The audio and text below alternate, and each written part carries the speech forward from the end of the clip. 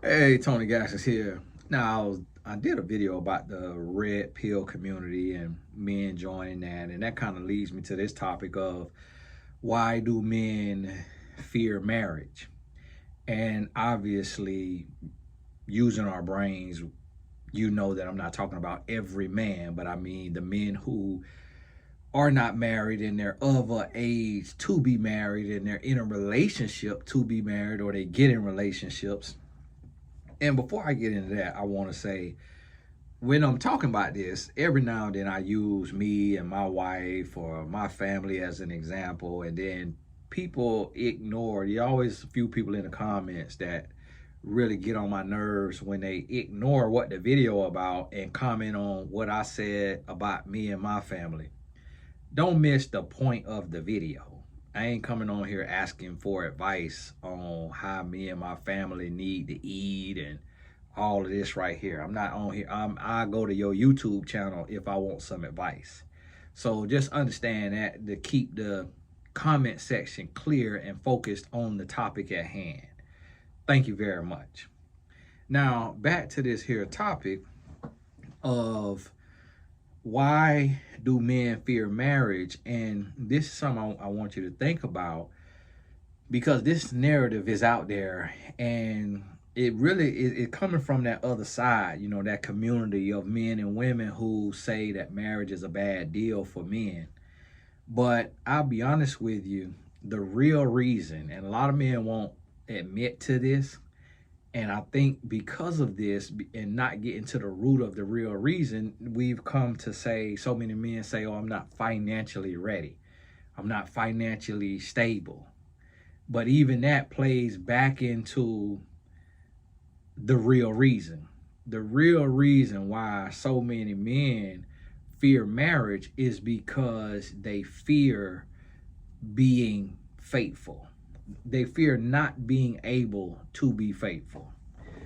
And when a man says, oh, well, I'm not financially ready, what that also means, what he doesn't realize, he's saying, if I cheat or if I get caught watching porn and I have money, she's not going anywhere.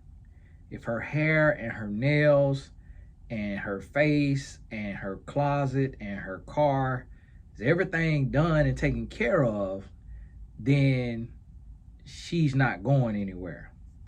Because truthfully, a woman who is meant for you, she gonna ride with you. And she gonna be down with you when you down financially, and she gonna be up with you when you up.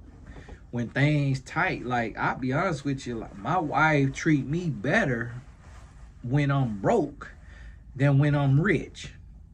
And what I mean by that is when I'm broke, meaning if I done spent the budget and the expense sheet say, hey, you done spent what you could spend, she'll treat me just as good then. Like I'm like, man, I might need to be broke more often.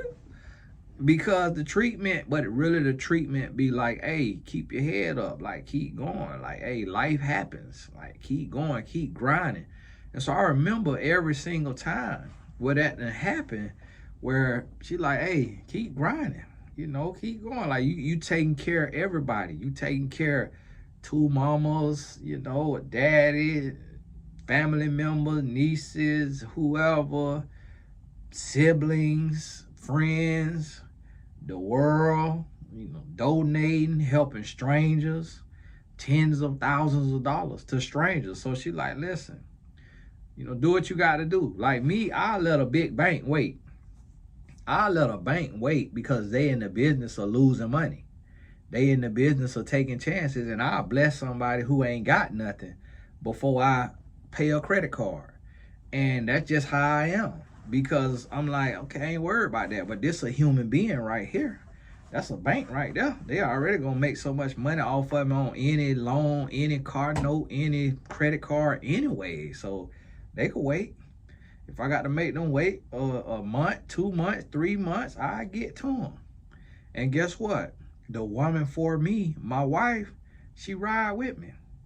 highs and lows, ups and downs. So the excuse of I'm not financially stable, I'm not financially ready, that's an excuse.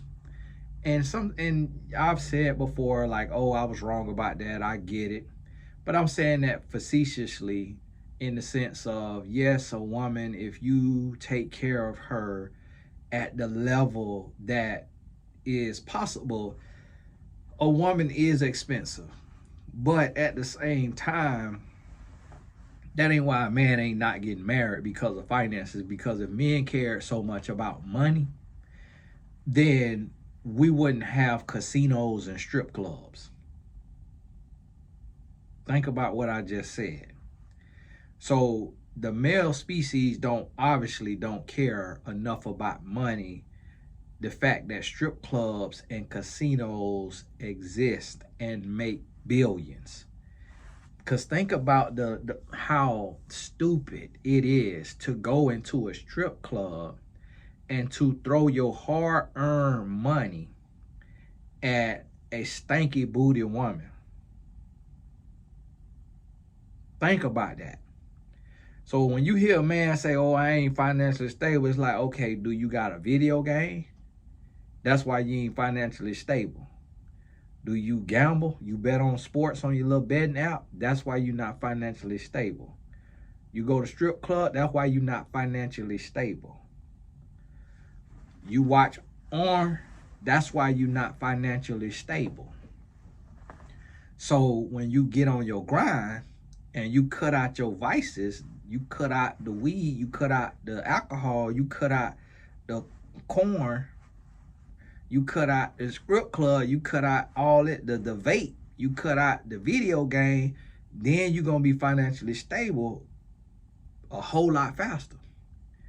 And so the thing about it is men fear being faithful.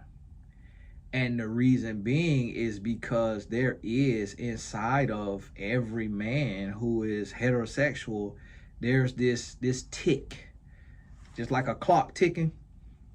There's a tick inside of a man saying, hey, get you some, get you some, get you some. And we are attracted to women, and we are attracted to every woman we see that have something that we have been conditioned to believe is a good quality or a nice body part or a nice this or that. We attracted to that. And so that's what happens. And with that being the case, it comes to a place and situation to where men fear being able to be with one woman for the rest of our lives. And I don't know if women have that same fear. It sounds like some women, it sounds like most women don't have that fear, and that most, because I've seen before in talking about why does a man cheat and stuff like that, I would see women say, you know, this is so stupid, like this makes so no sense, like how hard is it to be faithful? And then I would just be like, okay, that clearly explains right there the difference between women and men. And so we have to realize this and understand it and just know. And here's the thing. Now, my YouTube is 95% women.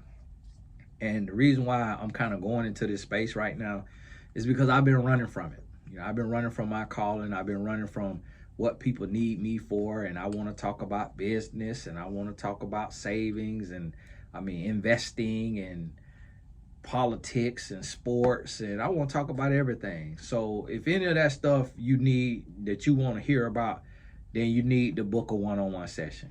Go to mymentor.life, book a one-on-one session, or if you're in the 2024 Growth Club, you get your sessions 50% off. So if you want to talk about business and investing and all of that, but for the channel, for right now, I have to talk to the 95% women who have relationship questions. And that's how you found me on YouTube, from relationship topics, not from business topics and investing topics and all of that. So the business videos will be with the Blessed Business Tribe, not the Blessed Tribe, the Blessed Business Tribe. And outside of that, I'm gonna be answering these questions and putting it in a more general way. So the thing is as a lot of women wonder, well, okay, if it's so hard for a man to be faithful, then why even get married? And a man can be faithful, but a woman has to understand that this is something that he will battle every day, day in and day out. And there's such a thing as the shiny object syndrome, so to speak. I don't know the definition of it, but just the term is self-explanatory, to where if you see a shiny object, that catches your attention. And if you're another shiny object, that catches your attention. And then as you experience this object, you get to know it, you get used to it, you get familiar with it. Familiarity breeds contempt. You get tired of it. And then you see another shiny object, now you want that shiny object. The same thing, like if you get a new pair of shoes, you may absolutely love it, but then it's gonna come a time you want another pair. Same thing with clothes, same thing with cars, same thing with your house, apartment, watch, whatever it may be, hairdo. You get something, you love it, and then you get tired of it and you want something new. So the thing about it is, what you have to understand as a woman is, number one, you gotta occupy time. And what that means is, if you're gonna be in a relationship with a man, then remain active. As you've heard, an idle mind is, so don't allow your man to have an idle mind. If he's not on his video game or watching sports or something like that, something that's taking up his brain power and he's doing something, then find something to do. Take and go bowling. Hey, we going bowling. How about us bowling? Hey, we going to the dine-in theater, to the dine-in movie. Hey, we going skating. Hey, we going to the theme park. Hey, for one, this ain't even about like keeping a kid busy. It's about building a relationship. And as a woman, you are the backbone. Like you the CEO, really. Like you the CEO of home. So think about it. If you got an event coming up, who you want to plan your event? A man or a woman? Like when I used to tour and do seminars, people come to my event, it'd be chairs and a microphone.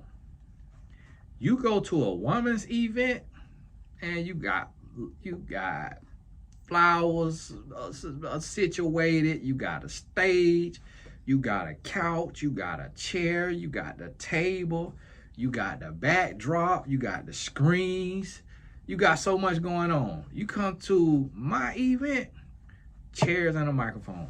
If I got a stage, ain't nothing on it. The most I'm gonna have is that pull-up banner. Them two banners at one end of the stage. Anybody that come to my event can attest to it. Plain and simple. So who you want to design your relationship? Like, you let a man pick the dates and all of that, you liable to be at home all the time. So take your gift, and instead of getting caught up in romanticism of, oh, he not romantic, oh, he not, do what your relationship take. Don't worry about the roles. There's no gender roles. Like, you do what your personality could do. If you great at planning stuff, if you spontaneous, then walk in that, embrace that. And then if you not, then your man may be. So for my wife and I, she never plans a date. I plan all the dates, but that's just the difference in our personality. Like, I like to get out the house and live, whereas she a homebody. You know, she the type to where, yeah, if you got a plan, like we going on this vacation or we going to this theme park, or she gonna rock it out. But just on a day-to-day, she a homebody. Me personally, if we had the time, like right now I'm working, and I'm working because my oldest son don't have soccer practice, so I'm able to work right now. But right now, my wife with our youngest son, he went to training at one facility, and then he went to practice with his team. So I'm not just gonna sit home and be in front of the TV. I'm gonna sit up here and live my purpose. I'm gonna sit up here and do some work. I done ate dinner up here, you know, had me some tuna bowl, whatever that was, you know, the tuna with the edamame and the seaweed salad and the sushi rice and all of that there. So I had me some dinner. That probably be, Lord willing, my only meal of the day. And my wife will get the boys something to eat on her way home. And that's life. But if I had it my way, and when they get out of our house, oh, we're going to be living in a different city every 3 months. And in them cities, we're going to be hitting all the restaurants. Somebody commented, I in so many words said, mind your business. Talking about, Tony, hire a chef. I don't want no chef because I don't want nobody in my house because I don't trust y'all. I don't want no time. Don't go to a restaurant. A restaurant is a chef.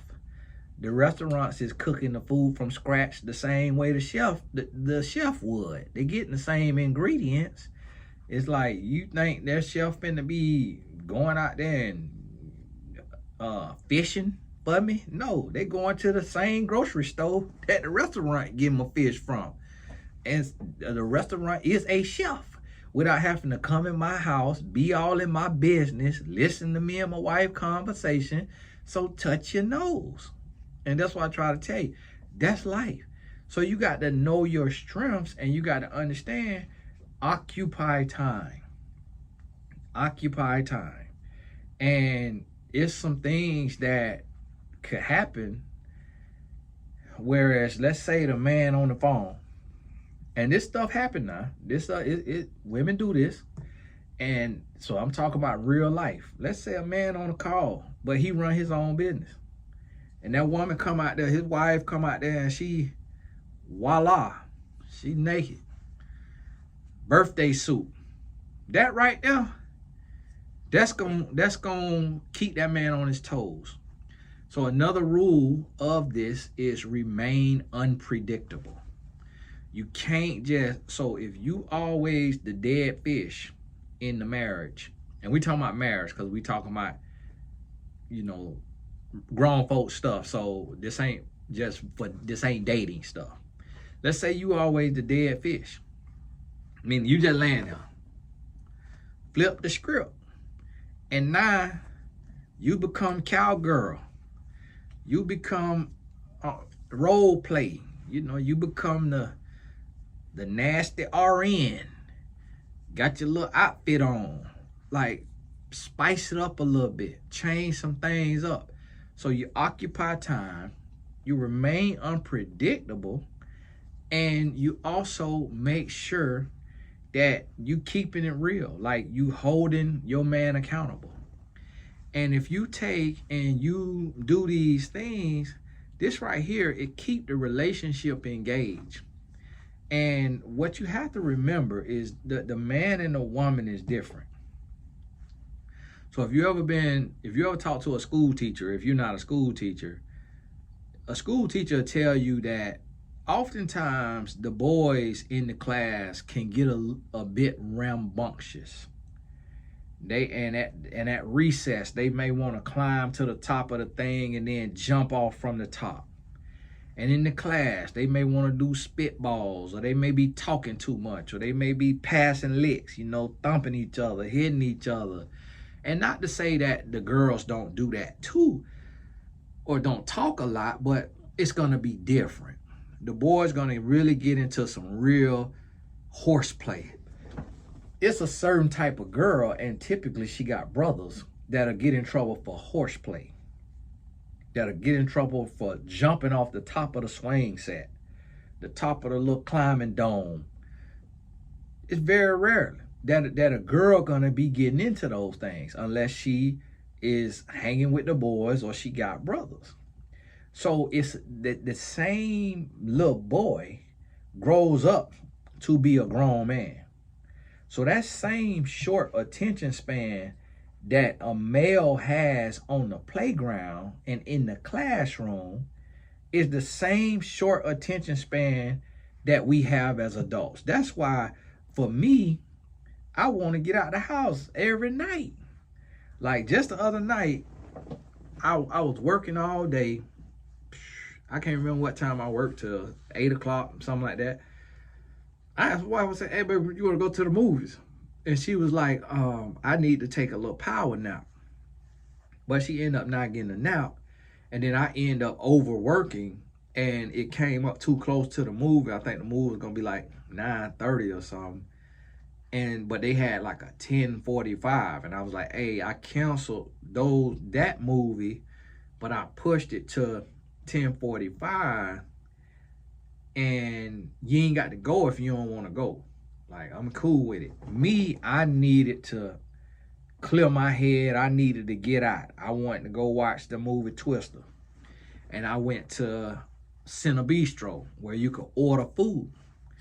And she thought I was just going up the street to the place up the street, but I had been fasting. So I didn't want to break my fast with like processed food, like the little heat up pizza or hot dog or curly fries. I wanted to get some real food. And so Cine Bistro, they make a real dinner that you can order. So I wanted to eat something that don't come out the microwave, so to speak. Of course, the ingredients probably not all that the greatest, but don't come out the microwave. And it's 10:45, and I get out the house. And I asked my wife, I get dressed, I'm looking good. Now, when I got dressed, I looked good with that outfit on. My wife said, oh, you look good. And that's not her personality. It's not her personality. She not big on compliments because she don't come from that. You know, she Jamaican. Her family, they more stoic. You know, they love you. They'll take a life for you, but they ain't necessarily very expressive all the time.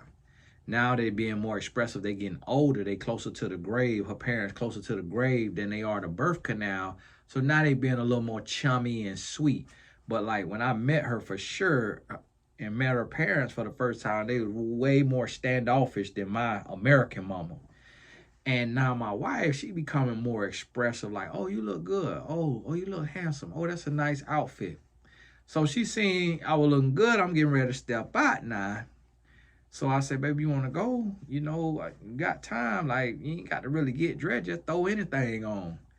But she seen what I had on. So she go ahead and came with it, stepping a little bit. And she gets dressed, and I get her out the house. And we get out the house, the movie 10:45. We in that movie till after midnight. We leave the movie like 12:30 a.m. She slept like an hour of the movie. But I ain't care. We was out the house. And that's what I mean in your relationship is you have to realize that you got to run this man ragged. Yeah, he gonna want to play his video game if that's what he into. I'm not into video games, but some men into video games. My brother my guy that was at the office today. I call him a brother. I don't have a brother, but my guy that was at the office today, he was saying his thing is his cars. He like to tinker with cars on Saturdays. Some men it's golf. You know, it's whatever it is. So give him that. Let him have his day. But every day can't be his day. Cause that idle mind gonna be a devil's playground, and some of them days gonna end up being occupied by a woman if you're not careful. So you have to realize that his hard wiring is to be fruitful and replenish the earth. A man is hardwired to be fruitful and replenish the earth. That's out of the Bible.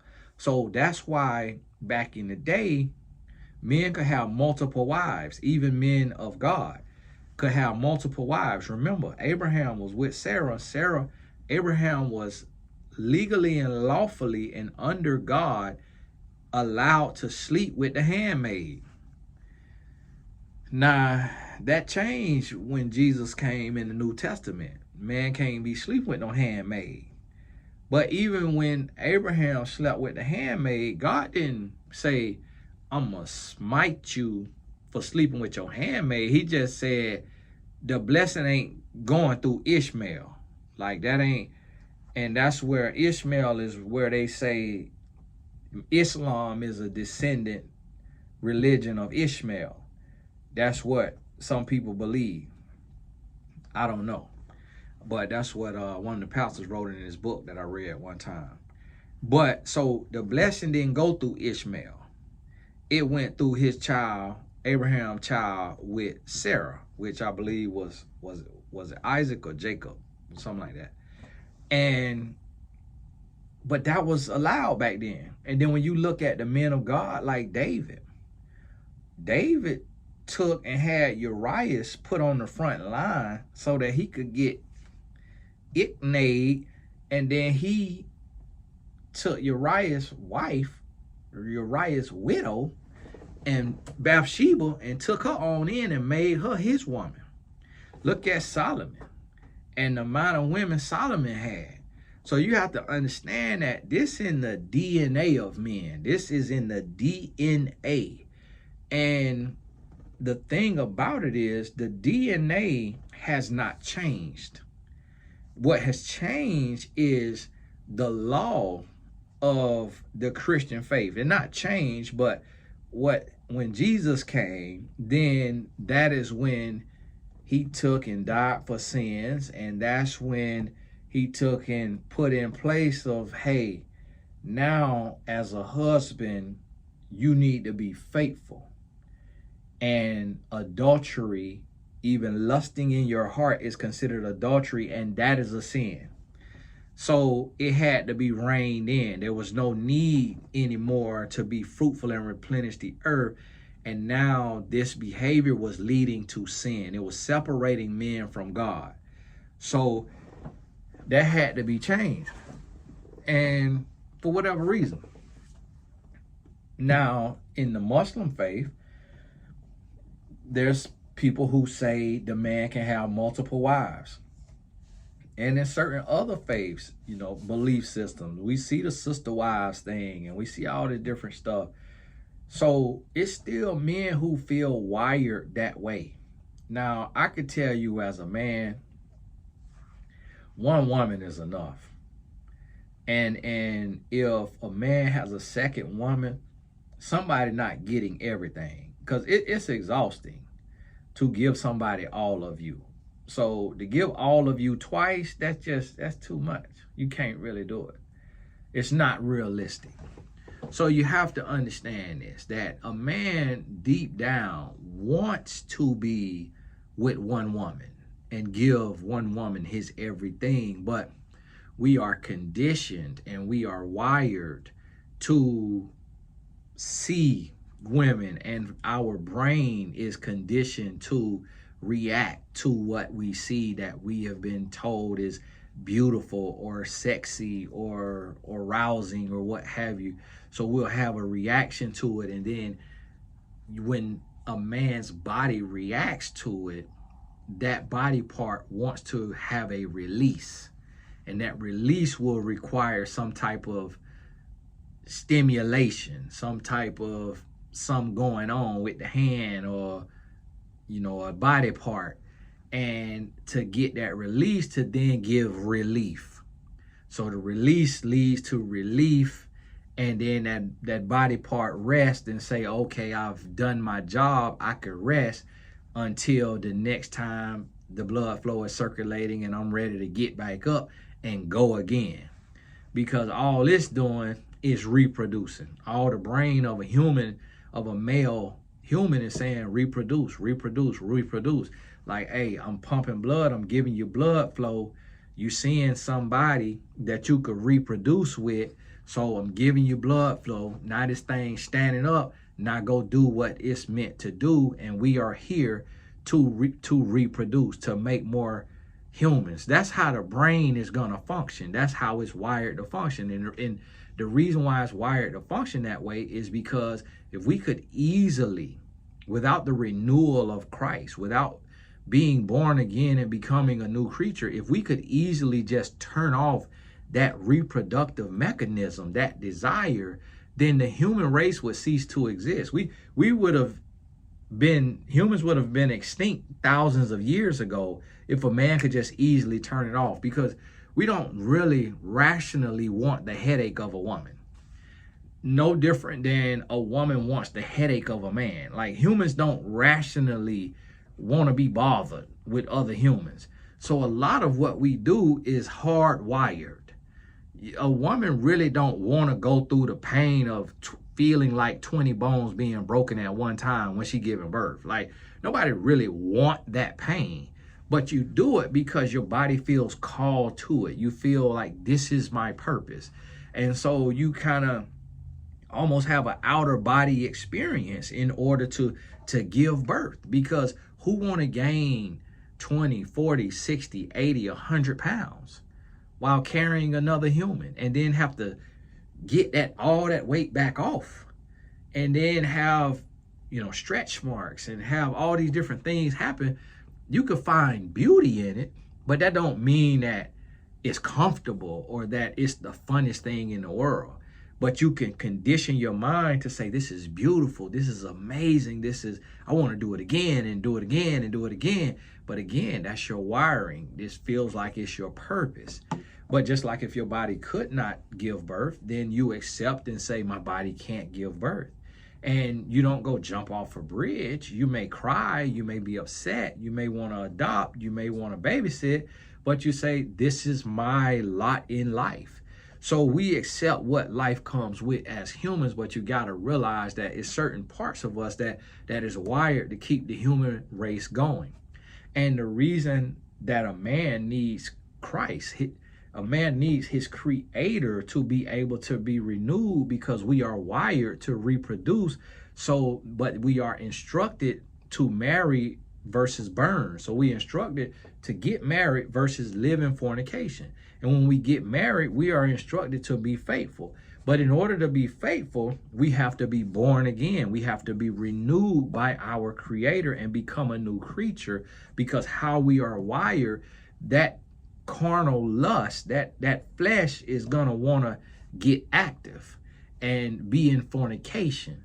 But with the renewal of our creator, then we have the strength to say, no, my purpose and my calling right now in this season of life as a husband is to be faithful, so I can be a good steward over my family, and I can protect and I can provide and I can be focused. Because if my focus is divided amongst households, then nobody is getting 100% of me. So my wife will not flourish. No, neither woman will flourish, nor will the children of these different households flourish, because they're splitting time with the man of the house, who is a very important and key role in this thing. So that's why when you see kids grow up who were the product of a poly relationship, they're very disgruntled and they upset, and they did not like that setup of their father being shared with kids from another household and another woman other than their mother. And they may grow to accept it and change their mindset and how they perceive it, but their heart as a child is like, no, this ain't cool. I'm not with that. You try me, bruh. I don't want you to leave and be gone 2-3 nights to go over and play with these other kids. I want to see you every day, daddy. I want to play with you every day. I don't want you over there playing with them. I don't know them, don't care nothing about them. And so that's not advantageous to our hearts, but we can condition our mind to say, this is life, I will deal with it. Humans are created to be resilient. So a man can adapt to marriage and be 100% faithful and be happy, but it takes two to tango. And what the thing about it is it's like a lot of women expect a man to go against his nature and just be completely 100% happy without her help. The same way a woman has to understand that she has to go against her nature in a marriage, and she needs the man's help for her to be stabilized, because she may be like, hey, I need communication, I need support. Like, I don't want to be isolated. I don't want to be with the kids by myself all the time. I don't want to be doing this all the time and doing that all the time. So I'm doing something that's uncomfortable. I need you to show that you care. I need you to show that you support me. I need you to show that you love me, show that you're attracted to me. And she needs that. Otherwise, she's going to be disgruntled, and she's going to be hurt, and she's going to start to wander. Her eyes going to start to wander. Another man could creep in and steal her heart because he's giving her attention where her man is ignoring her. So the same way a man needs to have a woman that's fully engaged and not just roller coaster, like just going with the flow and just letting, like, oh, I'm married, I ain't got to do nothing. No, he need an active, engaged, involved wife the same way she needs an active, engaged, involved husband. And this is how we keep one another faithful, because women cheat just as well as men cheat. I'm not going to say just as much as men, which it could be the case, but I don't know that to be true. And I don't necessarily believe it's true just from my own personal experience and what I've seen and experienced in life as a man. But I know women cheat. And so we have to help and support each other. So I want you to understand that when a man is cheating, this woman is the BMW. This woman is the Mercedes. This woman is the Jaguar. This woman is the Range Rover. This woman is the Lamborghini. This woman is the Rolls Royce. Well, a woman has the capability to be all that in one. The same way a woman may say, you know, I want a guy who is romantic and funny and temperate. That's 3 different men. But you want the man to be all of that in one. Same thing with a man. He don't want just a single faceted woman, to where a woman just, she only a dead fish in the bed. Or she only just a super wild child in the bed. Or she only just a loud, crazy, fun time. Or she only just a quiet, introverted. Want you to be nuanced and be a human, which we have the ability to tap in and to be a lot of little things. Like, I've been waking up the last couple mornings, and first thing in the morning, I've been giving a little joke off. Give me a little joke off first thing in the morning, get my wife laughing. And I don't normally do that. I normally wake up grumpy. Don't talk to me. I don't feel like talking and all that. I normally wake up with a lot of attitude, which that could be cute for a day or two. Oh, I wake up so grumpy. But after that, it's like, man, you get it together, man. Acting childish. Like, my goodness, you wake up on the wrong side of the bed every morning. Like, after a while, you get tired of it. So it needs to be adjusted. You got to shift that. And this is something that all humans got to do. But again, y'all remember, right now, it's 95% women on this here channel. So I'm talking to who is on here. So for those of y'all who be like, why you just giving women advice? Because that's who on here. So please, hush your mouth. If it's not for you, go on about your business. Keep scrolling. Bye. Ain't nobody gonna miss you. This is for who it is for. Stay out the comments, because I'm gonna be blocking you. I done had to block already about 10, 20 women. Oh, this too much. Hush. Because somebody asking these questions. So obviously it ain't too much for a woman who want to be a wife and want to be happy and want to be in a happy household. If that's not you, then be quiet and let the people who here to learn about men, let them learn in peace. Without you, negative Nancy, jaded, broke, busted, and disgusted in the comments doing the work of the devil. So this is the thing. Just like it's women out there giving the game, getting men together, so men could better understand women, it's men out here giving the game, helping women better understand men. Why? So we could both come together and we can understand each other, because we've bridged the gap by creating dialogue across the table from gender to gender. So now when you come together, you got a better understanding. But here's what I want you to understand. Although this information is from a man to a woman, don't let that make you think that the woman is the only one working, because the information has to be inverted. And a man understand, even by listening to a woman be talked to, a man understand where his role is in that and what he has to do. And as a woman, you got to invert that, and that help you understand what the man role is by understanding what your role is.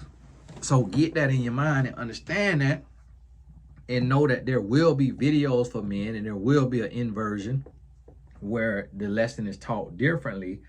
But get what's for you and don't get caught up on what's for somebody else. and somebody else need to hear this.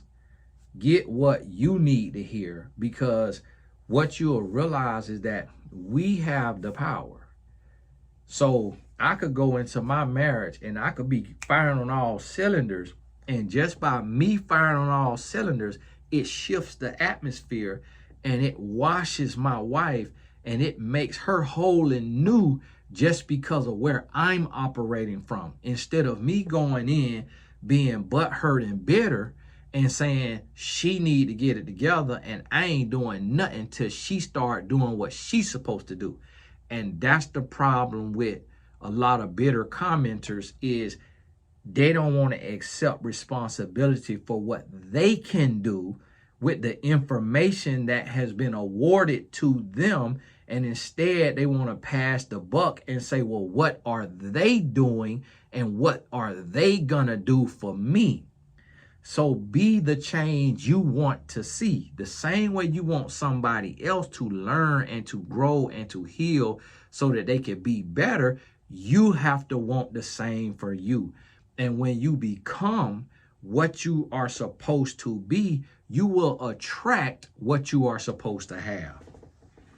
So, hey, this is Tony Gaskins. God bless you. We'll talk soon.